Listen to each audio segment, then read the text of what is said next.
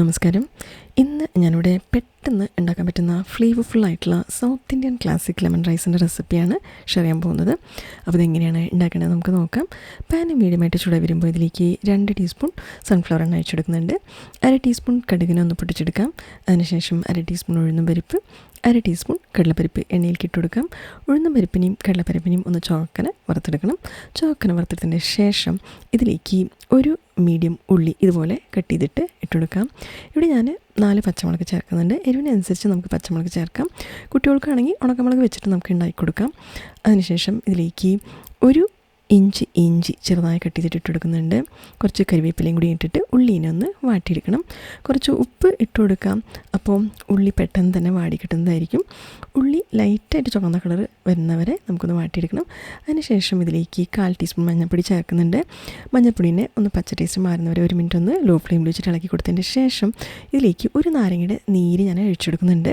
ഇവിടെ 2 ഗ്ലാസ് ചോറാണ് ഞാനിവിടെ ലെമൺ റൈസ് ഉണ്ടാക്കുന്നത്. ഒന്ന് ഇളക്കി കൊടുത്തതിന് ശേഷം നമുക്ക് ആറിയ ചോറിന് ഇതിലേക്ക് ഇട്ട് കൊടുക്കാം. ഇപ്പോൾ നമ്മൾ ചൂടുള്ള ചോറ് വെച്ചിട്ട് ഉണ്ടാക്കുകയാണെങ്കിൽ നമ്മൾ അതിന് ആറിയതിൻ്റെ ശേഷം ഉണ്ടാക്കാൻ പാടുള്ളൂ.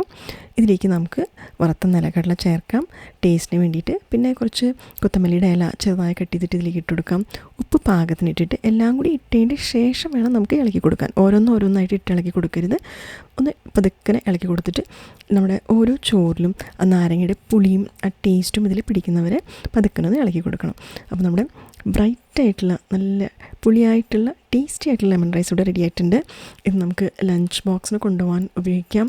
അല്ലെങ്കിൽ നമുക്ക് ലൈറ്റ് മീലായിട്ട് കഴിക്കാൻ കൂടി നമുക്ക് ഇതുപോലെ ലെമൺ റൈസ് ഉണ്ടാക്കാം.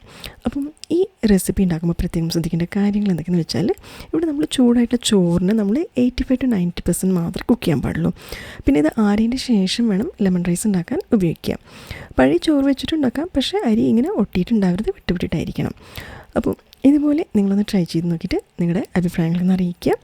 റെസിപ്പി ഇഷ്ടപ്പെട്ടെങ്കിൽ ലൈക്ക് ചെയ്യുക, ഷെയർ ചെയ്യുക, സബ്സ്ക്രൈബ് ചെയ്യുക. അടുത്ത വീഡിയോയിൽ ഒരു പുതിയ റെസിപ്പി ഞാൻ വരുന്നതായിരിക്കും.